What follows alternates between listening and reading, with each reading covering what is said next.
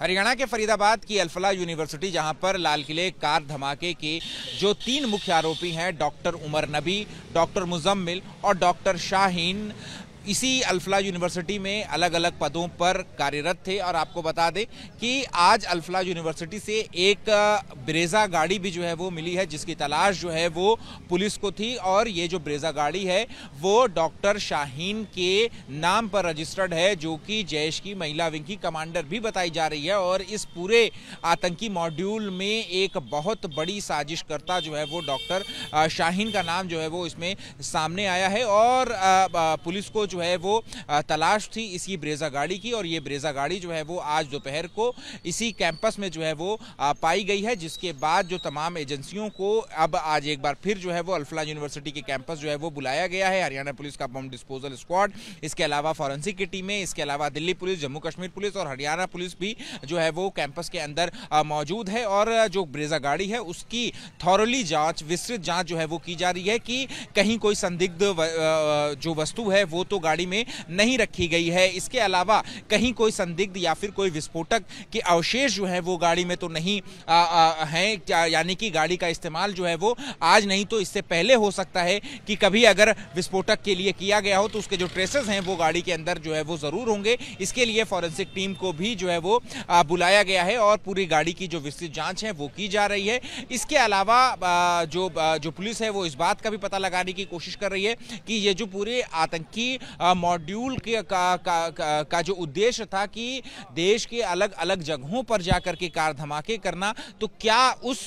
Conspiracy में इस Brezza गाड़ी का भी जो है वो इस्तेमाल होना था, कहां पर होना था, इन सब गुत्थियों को भी सुलझाने की कोशिश में जो जांच एजेंसियां हैं वो लगी हुई हैं। इसके अलावा आपको बता दें कि इससे पहले भी डॉक्टर शाहीन की एक और गाड़ी थी जो कि सफेद रंग की स्विफ्ट डिजायर, जिसमें AK-47 राइफल भी जो है वो पुलिस को मिली थी। तो उसके बाद एक और डॉक्टर शाहीन की गाड़ी मिली है, ये ब्रेजा गाड़ी। ऐसे में ये बेहद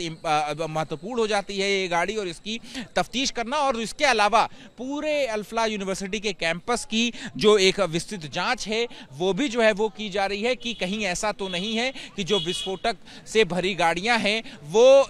और भी कहीं जो है वो इस जगह पर अंदर कहीं और छुपाए जा सकते हो। तो ये कई सारे सवाल हैं जिनके जवाब में जो पुलिस की टीम है, जो जांच एजेंसियों की टीम है, वो एक बार फिर जो है वो अल-फलाह यूनिवर्सिटी के कैंपस में जो है वो पहुंची है। और तकरीबन 70 एकड़ का ये पूरा कैंपस है। तो जो जांच एजेंसियां हैं वो इस बात का भी पता लगा रही हैं कि जो डॉक्टर मुजम्मिल है, जो कि यहां पर जो जूनियर रेजिडेंट के पद पर जो है वो तैनात था, ट्यूटर था अल-फलाह यूनिवर्सिटी में, तो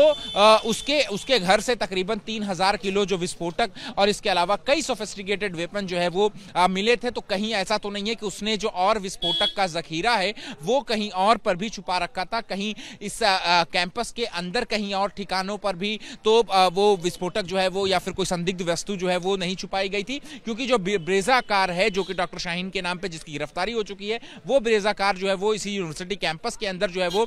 खड़ी मिली है। तो ये कई सारे सवाल है जिसके जवाब खंगालने के लिए जो जांच एजेंसियों की टीम है वो एक बार फिर जो है वो अल-फलाह यूनिवर्सिटी के कैंपस में पहुंची हुई है। और पूरे कैंपस को जो है वो खंगाला जा रहा है कि कहीं कोई संदिग्ध वस्तु जो है वो कैंपस के अंदर तो नहीं है। और इसके अलावा जो ब्रेजा गाड़ी मिली है, कहीं उसका इस्तेमाल किसी संदिग्ध वस्तु को, चाहे वो एक्सप्लोसिव हो या फिर किसी और चीज में को जो है वो ट्रांसपोर्ट करने के लिए तो कभी इसका इस्तेमाल नहीं किया गया था। इन सारे सवालों का जांच करने के लिए जो तमाम एजेंसियों की जो टीम है वो अल-फलाह यूनिवर्सिटी के अंदर अभी भी है और तकरीबन 4 घंटे से ये जांच जो है वो जारी है। कैमरा पर्सन सीके सिंह के साथ अहमद बिलाल, ABP न्यूज, फरीदाबाद, हरियाणा।